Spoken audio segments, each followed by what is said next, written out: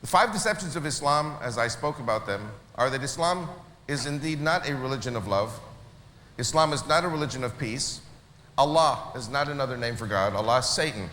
Because if God loves the apple of his eye, the Jews and the Christians, and if Satan wants to kill all the Jews and the Christians, how can you reconcile Allah and God? Allah can only be Satan. And all the suicide bombings and 80% of the wars on the face of the earth come from Islam. So how can Satan be God? And of course, Jesus Christ of Islam is a Jesus Christ who will come back a second time to kill all the Jews and Christians who have not converted to Islam. So clearly, Jesus Christ of Islam is not Jesus Christ of Christianity. And the 5th deception is that the Quran is indeed not a holy book, but a book written either by a rabbi or a priest, a Judeo-Christian, a man of letters, a man of God, who was kidnapped and forced under duress to write a holy book for these illiterate nomads who wanted a holy book to rival and replace the book of the Jews and the Christians, the Bible. I'm going to share a testimony which I believe I shared here in the past. This is actually the 5th year that I've spoken at this conference. And it's a testimony which bears repeating. I don't hate the Muslims. I love the Muslims. I just feel that they're very deceived. Satan is a deceiver before he's a destroyer. Satan seduces anyone who will follow him, and then Satan destroys him. We saw this in communist Russia under Stalin. We saw it in Nazi Germany under Hitler. Germans are good people. Russians are good people. But when you have a deceiving leadership, it leads the people to their destruction. And I think that, I don't know how much time we have. I think time is very short. But I think that it is incumbent on all of us together to work together to witness to the Muslims and bring them to God, and lead them away from Satan, Allah, who leads to only death and destruction of Jews and Christians, but Muslims first. The testimony is about a Palestinian Muslim terrorist in Kansas City. And it's interesting, you know, I am a Jew from Israel, and I've still got a few scales on my eyes, and I'm not offended if you pray about it. I would be offended if you didn't. But I tithe of my books to a pastor from the Assemblies of God in Springfield, Missouri, Dr. David Allen Lewis. And one day, Dr. David Allen Lewis said to me, I want you to go to a Messianic congregation in Kansas City. And I said to him, Dr. Dave, with all due respect, I'm an Israeli army spokesman, I'm from Jerusalem, and I must maintain some manner of political correctness among the Jewish community and the Israeli government. Well, David Lewis has the face of an angel, if you know who he is, and he looked at me with his cherubic face, and he said to me, the Lord wants you in Kansas City. And I was really, it was like God speaking to me, and I really couldn't say no. I said, okay, listen, I'm gonna get into a lot of trouble. It's gonna be all your fault. And I went there, and I met with a gentleman by the name of Jerry Feldman. Does anyone here know the name Jerry Feldman? I see a few hands. Jerry Feldman is a Messianic believer from New York who is now in Kansas City. And theoretically, as a Jewish person, I should not like him very much because he's a Messianic. And I clicked with him, and we are brothers in God. And I've spoken about 20 times in his congregation since 1996. I also lost count how many times I've spoken with him. One day I'm driving through Kansas City, and he says to me, there's somebody I'd like you to meet. And I said, who is this? He said, a Palestinian Muslim terrorist. I said, Jerry, give me a break. I've got a death sentence for my book. He says, yeah, I know. He read your book. He wants to meet you.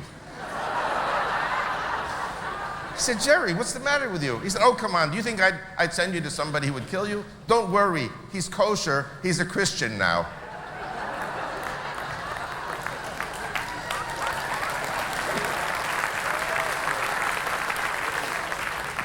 I mean, that's the way Messianics speak. He's kosher, he's a Christian now. But the funny thing is, you ever watch Nanny on TV? He talks just like that. Yeshua HaMashiach loves you. That's how he talks. So I go to meet this guy. His name is Taisir. He's about that big and about that broad. You remember Mr. Clean on the detergent bottles? That's what he looked like, bald. You know, he didn't have an earring, but he was like this, you know? The kind of guy you wouldn't want to meet in a dark alley some night. And I went over to Tas to shake his hand. He didn't shake my hand. He picked me up off my feet, gave me a bear hug, kissed me on both cheeks, slobbering, kissing me, hugging me. I said, this is a Palestinian Muslim terrorist?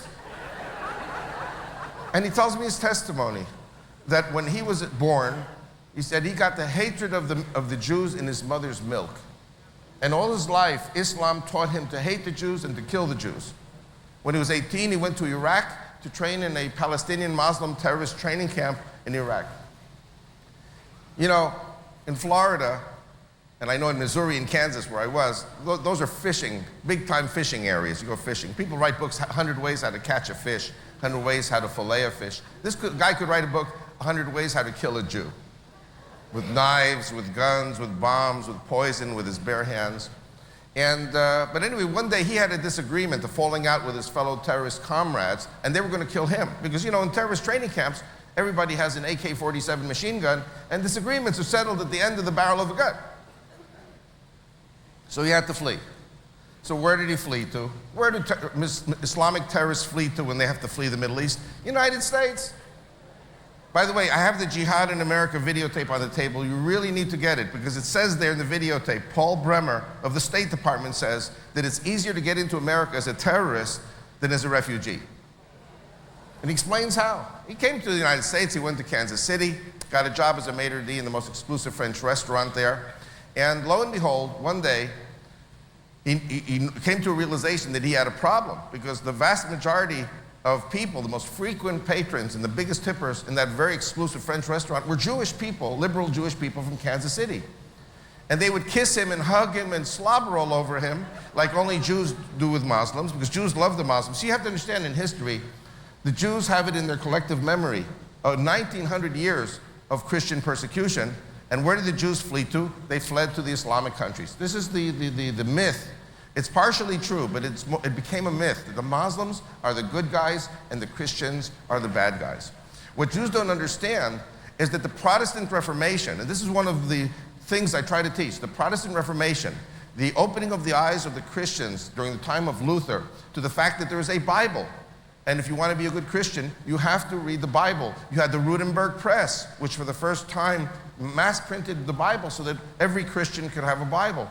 And so over the last 500 years, the Protestant Reformation has been a blessing for the Jewish people. The Jews fled from Spain to the Islamic countries, but the Jews fled from Spain and Portugal to Holland, to Belgium, to England, of Oliver Cromwell. Don't forget the Catholics in England in 1140 expelled the Jews from England, but the Protestants welcomed them back. No Jew was ever killed in the United States of America. And you want to know something? In my book, and I think in God's book, that's why America is the greatest country on the face of the earth.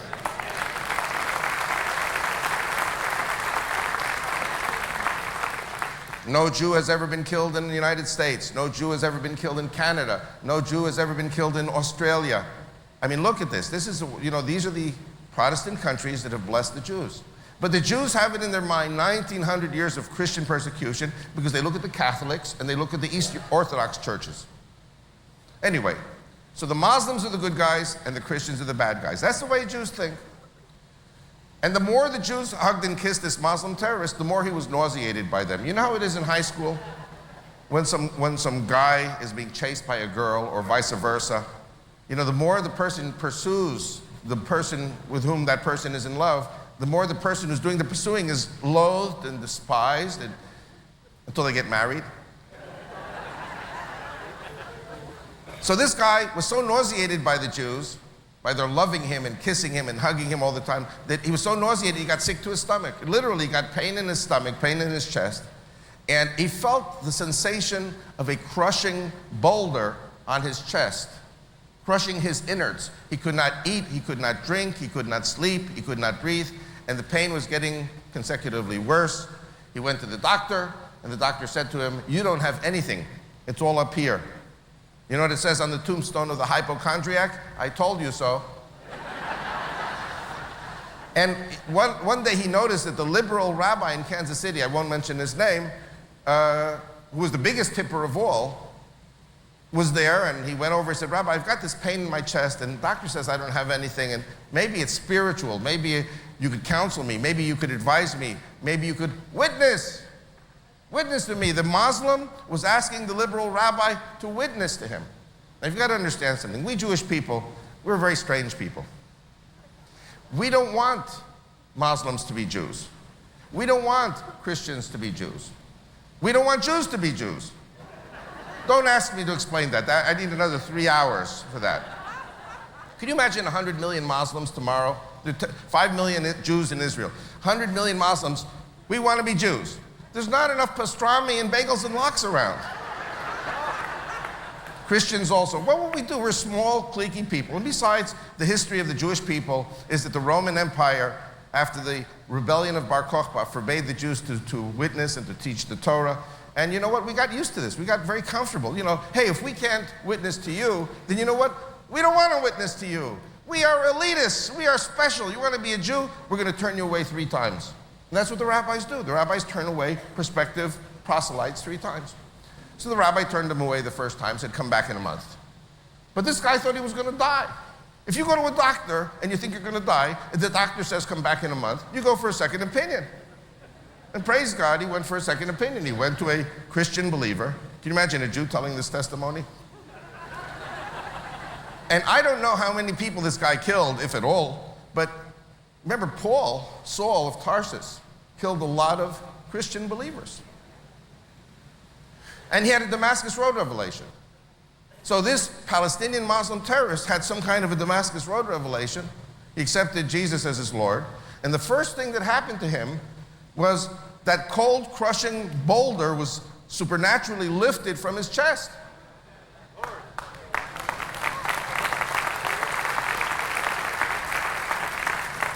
And instead of that feeling, that cold, damp feeling of the grave, which he had had all his life, all of a sudden he felt that his chest was warming up and he could breathe and he was happy and he was freed of the chains and the bondage of Islam. And anyway, now he goes to the restaurant to work, and the same Jews who the day before had nauseated him, now he was madly in love with the Jews. He was kissing them, hugging them, slobbering all over them, like only Christians can do with Jews. Then the rabbi shows up a month later. He goes over to the rabbi and does a Mr. Clean on him too. You know, picks him up and hugs him. The rabbi was nonplussed. And he says to the rabbi, I have to make a confession. I used to be a Palestinian Muslim terrorist. I wanted to kill you, and I wanted to slit the throat of every Jew on the face of the earth, because that's what Islam teaches. But now that I'm a born-again Christian, I have nothing but love in my heart for the Jews. And the rabbi won't talk to him anymore.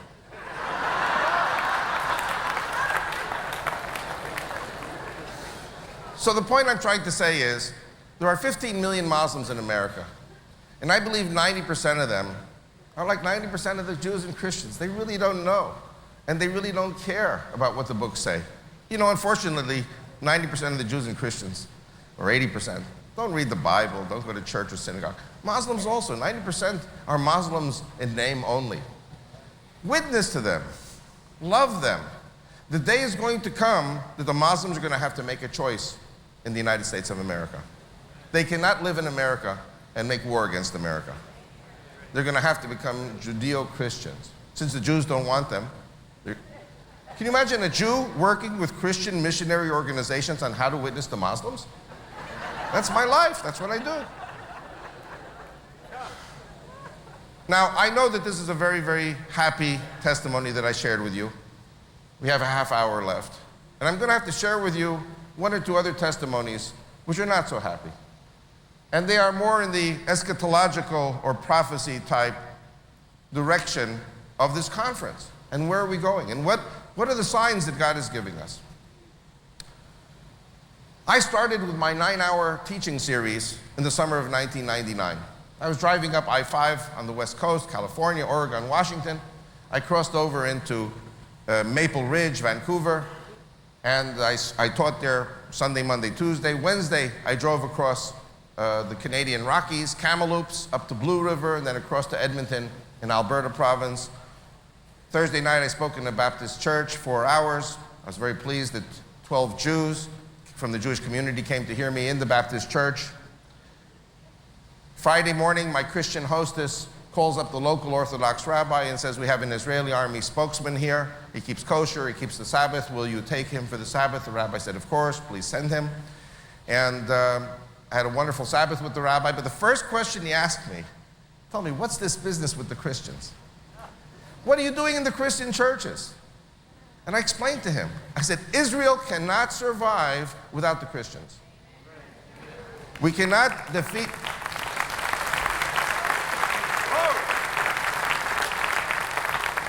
We cannot defeat a satanic enemy of over 1 billion people that is coming to wipe Israel off the face of the earth.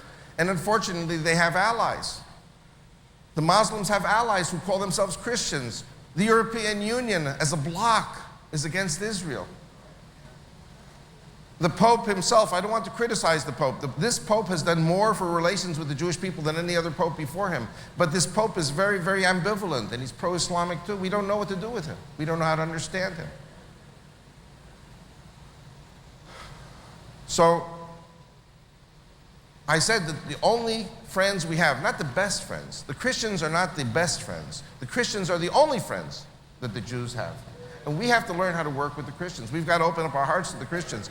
And we've got to get the Christians to open up their hearts to us.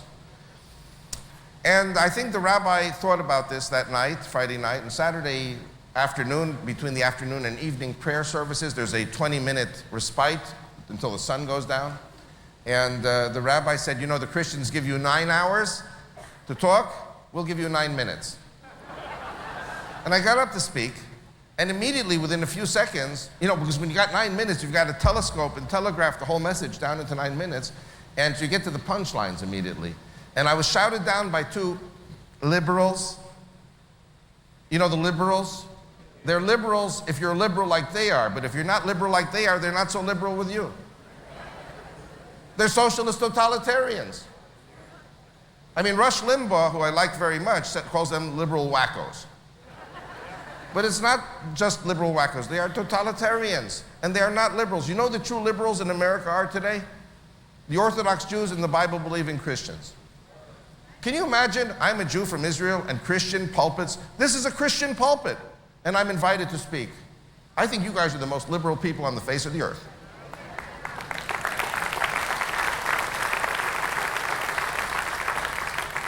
The synagogue where I grew up in New York will never allow me to speak from the pulpit because they're liberals. Where did I read? A prophet is not without honor except in his home and in his country. Anyway. So they wouldn't let me speak. They said, you hate the Muslims. I said, if you listen to my 3-hour teaching about the 5 deceptions of Islam, you'll understand that I don't hate the Muslims. I love them, but they have a bad system.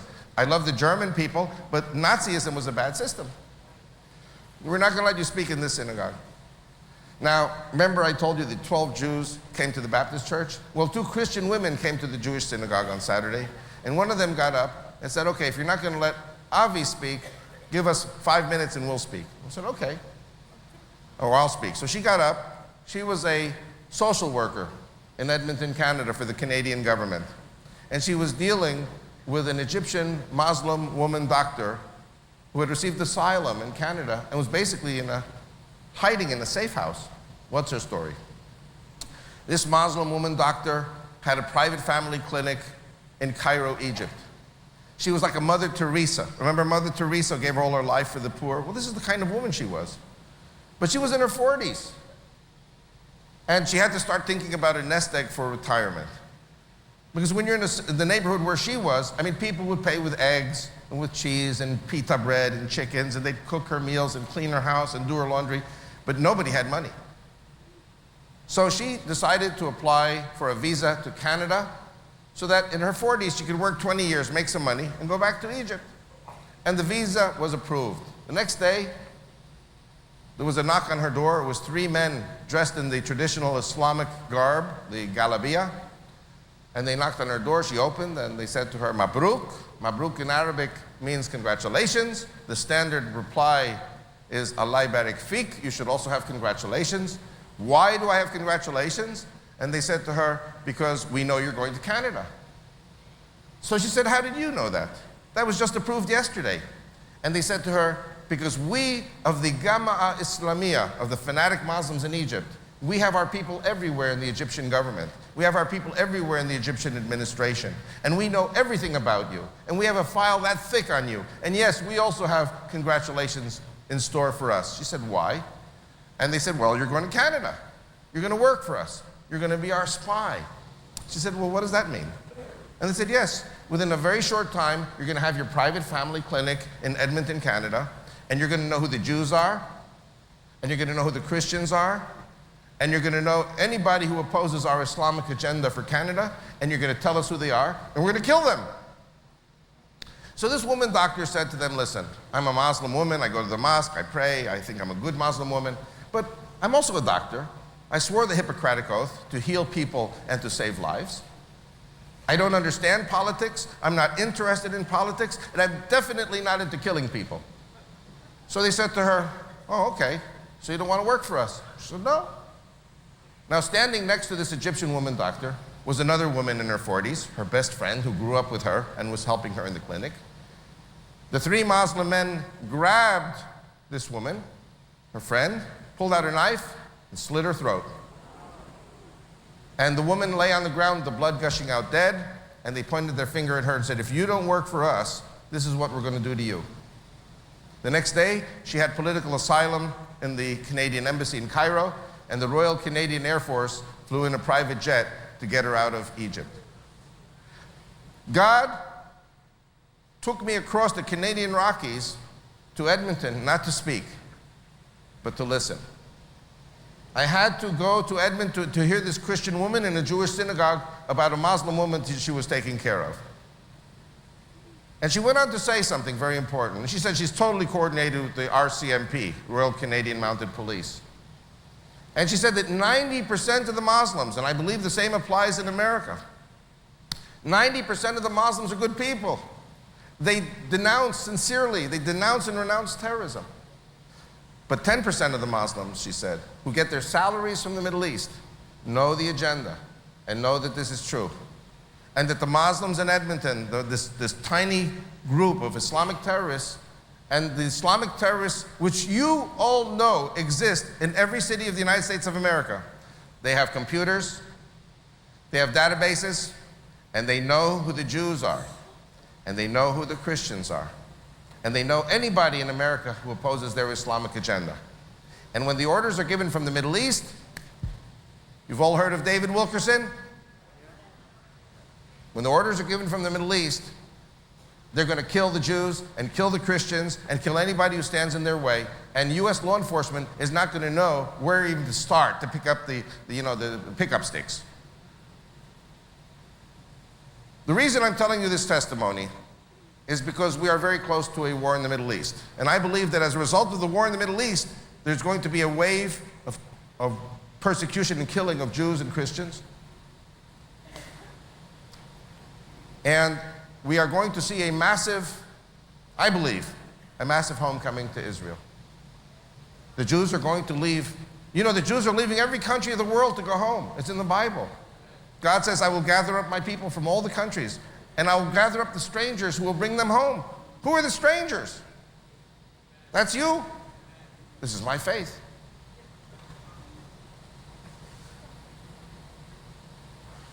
When I talk about the growth of Islam, I talk about a zero Islamic population in America about 20 years ago. And all of a sudden, within 20 years, you have 15 million Muslims in America. The Jews are only 4 million. I don't have time because time is running out.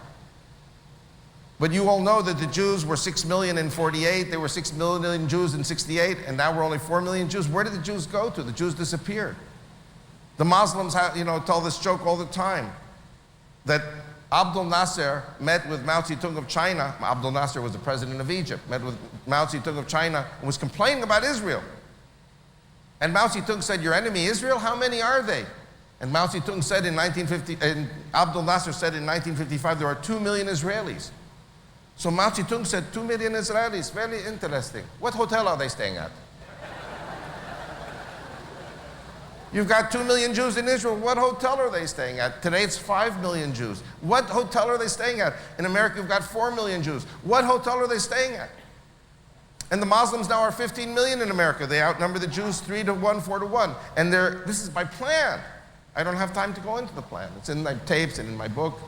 But in another 15 years, they're going to not be 30 million, they're going to be 40, 50, 60 million because they're bringing in their families now. Now that they've married Christian women and they've gotten American citizenship, then they can bring in their families, family reunification.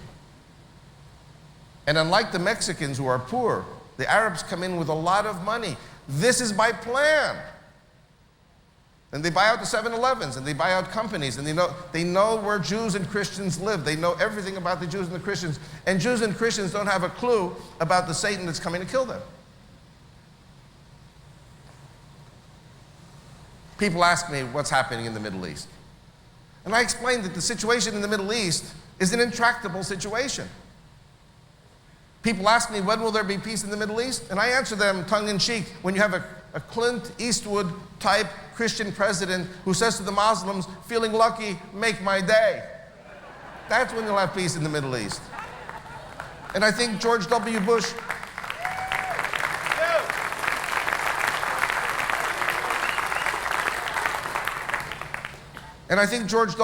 is showing signs of going in the right direction. But I have to tell you, you don't know this. I'm going to reveal something now that's going to shock you. I think you all heard of my testimony in past conferences about Dallas Council on World Affairs. It's in my 2 books. I repeat this testimony twice. It's in my tapes. We don't have time for this today. But the bottom line of the Dallas Council testimony was that Israel would be sacrificed for a barrel of oil, and just like 6 million Jews died in World War II because of the Arab oil, another 5 million Jews would be sacrificed today in Israel as well. And I said to them, I don't accept that, and I'm going to oppose you on this. And I'm going to work with the Christians to overthrow you, because if we have a Christian revolution in Washington, then America will do the right thing. But this was the Dallas Council. This was the Baker, Bush the father, Bandar Council on Foreign Relations, for whom money is God, not the God of Abraham, Isaac, and Jacob, and not Jesus Christ. And my Christian host got up and said, you should be ashamed of yourselves. You call yourselves Christians, Dallas Council on World Affairs. You say that what made America great is the barrel of oil. What made America great is not the barrel of oil. What made America great is Jesus Christ.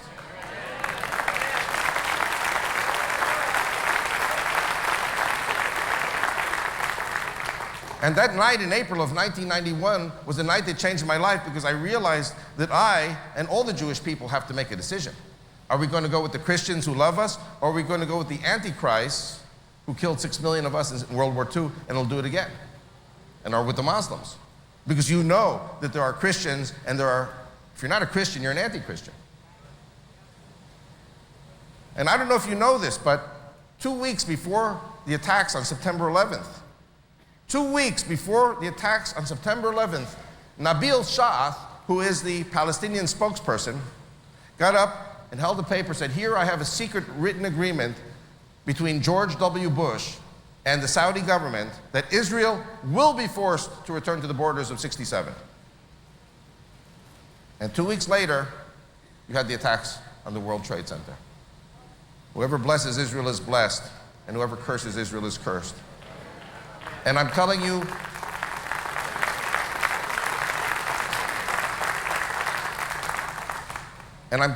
that George W. Bush, I believe in my heart of hearts, George W. Bush is a Christian, but he's got some people around him. He's got a lot of good people around him, but he grew up, he was raised in the spirit of oil, and the spirit, I don't want to talk about Enron now and all these other conspiracies and things. We know Jesus teaches, either you serve the Lord or you serve Mammon. And the spiritual area from which George W. Bush sprung is Mammon. And if he's a born-again Christian, you need to pray for him and you need to strengthen him. You know, Winston Churchill used to say about the United States of America in World War II, that America always does the right thing after it has exhausted all the other possible alternatives.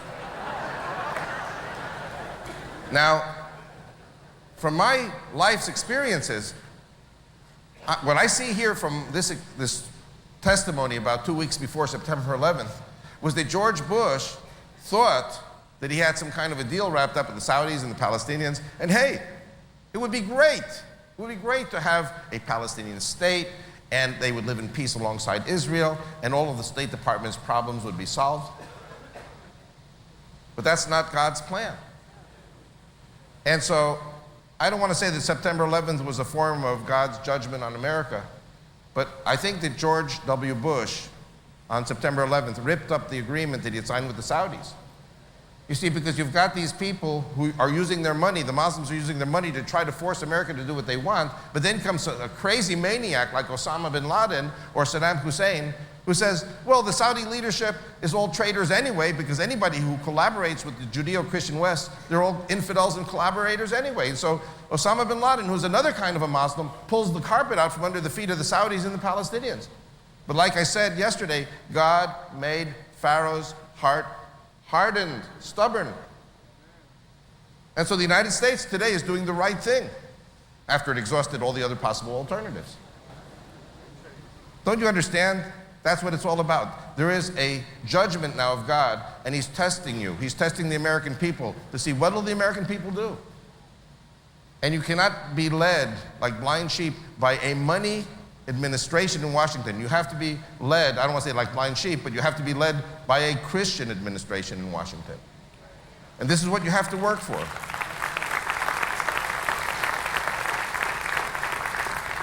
By the way, and that's what I'm working for too.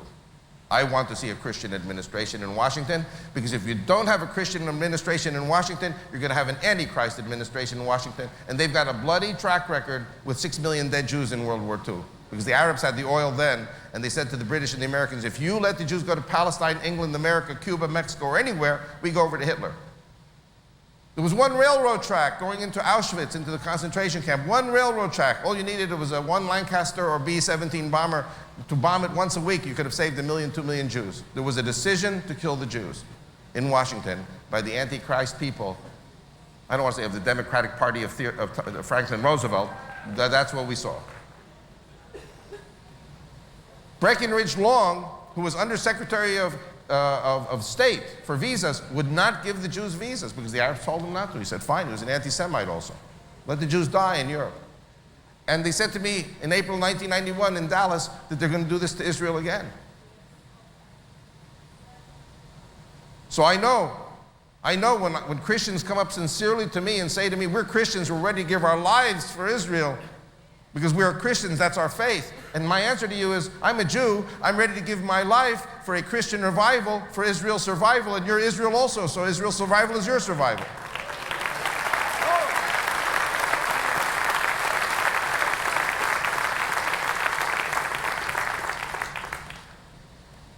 You know, there's a joke or a saying, what's the difference between neurotic people and psychotic people? Neurotic people dream about castles in the air. Psychotic people live in them. Now, you know, Adolf Hitler was kind of psychotic. Adolf Hitler thought he could kill all the Jews and conquer the world. Now, that's psychotic because he was living in castles in the air and it didn't happen. Now, you know what the problem with the Muslims is? The Islamic religion teaches not only are they going to annihilate every last Jew on the face of the earth, which is psychotic enough by itself, and you only have about 15 million Jews in the world, but they go on to say we're going to kill the Jews on Saturday and the Christians on Sunday. Now that's psychotic because there are 2 billion Christians. How are we going to get away with it by killing 2 billion Christians? I mean, for 10, 15 million Jews I could understand.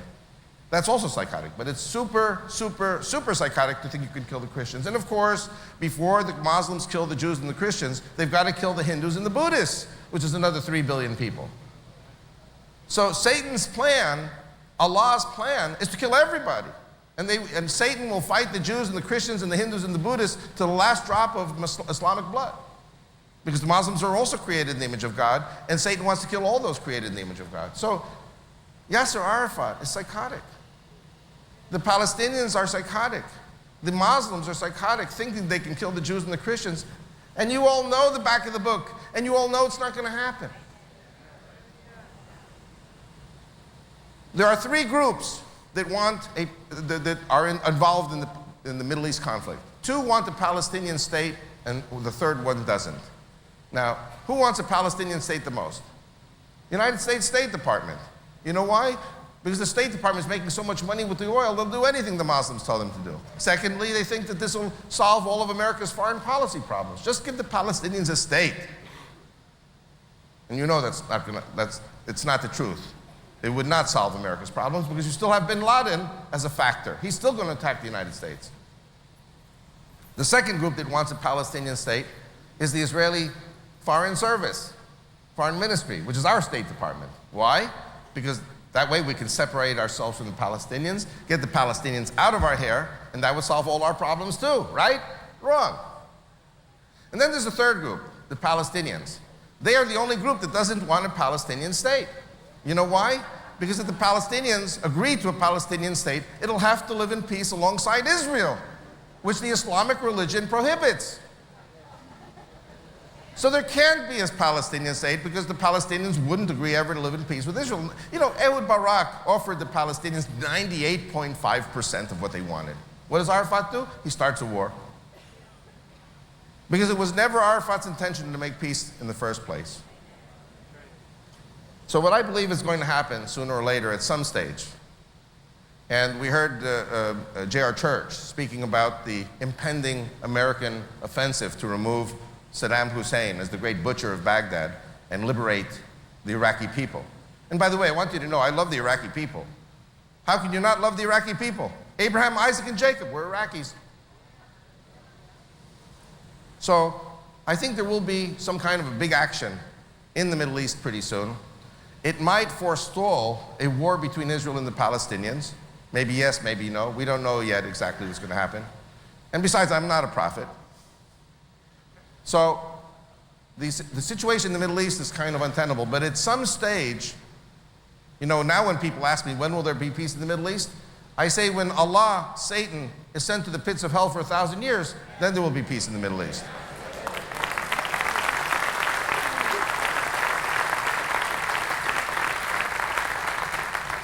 But as long as Allah, Satan exists, and as long as the Islamic religion exists, you're going to have wars and killing, because that's the satanic nature of this satanic cult Islam. Now you know why I write under the pen name Victor Mordecai. Not that it's going to help very much, but... So what I think is going to happen at some stage, and this is the assessment of the Israeli Army General Staff, because I had the fortune of participating in war games in 1996 at General Staff level. And the assessment is that Israel will be attacked at some stage simultaneously by all the Arab countries, including the Palestinians from within.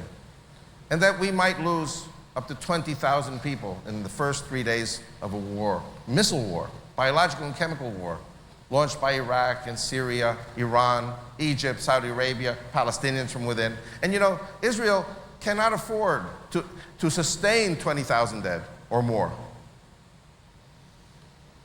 And then Israel will have to reply with its ultimate weapons. And I want you to know something. In my book, I quote the Egyptian ministers of war, the former minister of war, Huwaidi, and the present minister of war, Tantawi. Huwaidi said in 94, 95, when Yitzhak Rabin, rest in peace, was still alive. Yitzhak Rabin sincerely was working for peace. We had a peace agreement with Egypt. We had just concluded a peace agreement with Jordan. We were in the middle of Oslo I, Oslo II, peace negotiations with the Palestinians. There really was a done deal about the Golan Heights, but Hafiz al-Assad was really stupid also. He didn't want the Golan Heights. He wanted parts of Israel, which they had conquered in 49, so Rabin said no, so there was no deal. But we were working towards comprehensive agreements with all our Arab neighbors and the Palestinians from within. What does Huwaidi, the war minister of Egypt, say? War with Israel is a certainty and Egypt is ready. And the present minister of war, Tantawi, even though Israel has nuclear weapons, we will know how to cut off the arm of the enemy when the time comes. I don't know if you follow what I'm saying. Even though Israel has nuclear weapons, Egypt will know how to cut off the arm of the enemy when the time comes. You realize the madness, the irresponsibility of any leader who would say something like that? You know, 70 million people died in World War II over 6 years. Do you know that 70 million people could die in one day? With the nuclear weapons that everyone has today, they could die in one day. 70 million, 100 million, 200 million. Now, if Israel gets attacked simultaneously, it's not that we attack them, they attack us. And then we have to defend ourselves. And 70 or 100 million Muslims die. Let me ask you a question, a rhetorical question. What do you think the Muslims in Edmonton, Canada are going to do to the Jews there? That's when it really gets bad for the Jews in America. And you have to remember that the Jews in America and Canada are intermarried with Christians to the rate of 50 to 70%. So if the Jews have to flee to go home to Israel, you've got their spouses and the children of these marriages, they're going to have to go home to Israel too. So we're talking about 4 million Jews and 4 million Christians, and we're talking about the children. I mean, I don't know if you follow what I'm saying. This is going to be a massive move of people to go home to Israel and to escape what's happening here. And you saw the movie The Siege. The siege is nothing compared to what is going to happen. If there's a war in the Middle East, and then Israel has to use its weapons, and then the Muslims throughout America and Canada do what they're planning to do, I spoke already 3 times about what I see as a political party being formed in Israel. You know, it says in the New Testament that Greeks seek wisdom, the Jews seek a sign. And I have seen 2 signs, clear signs that God has given me. One sign is that the Jews in America are history.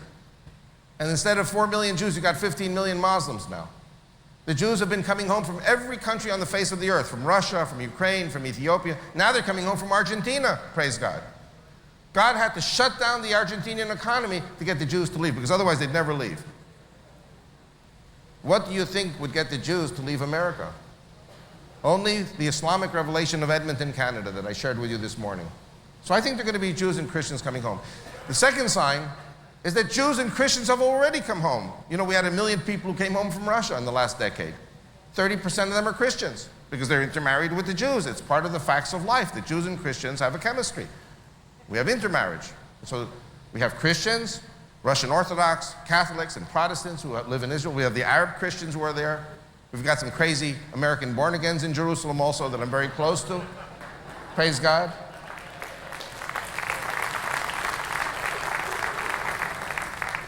Their children serve in the Israeli army. Christians with a cross on their chest. They wear a cross. They serve in the Israeli army. They pay taxes. They vote.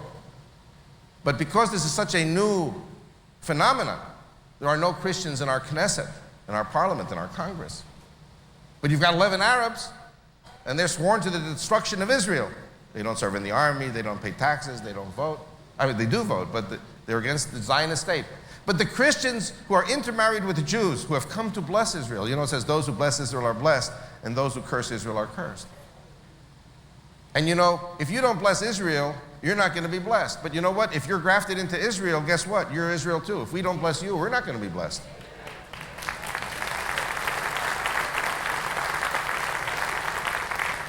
Now you understand why there has to be a Judeo-Christian political party in Israel, because I believe the day is going to come very soon that this party will have more numbers than any other party in the Israeli political system. This is a sign from God. And I want to conclude by saying something very simple, 30 seconds. And this is my message. I believe that we're the generation. I believe that we're the generation chosen by God to witness the coming or the return of the Messiah.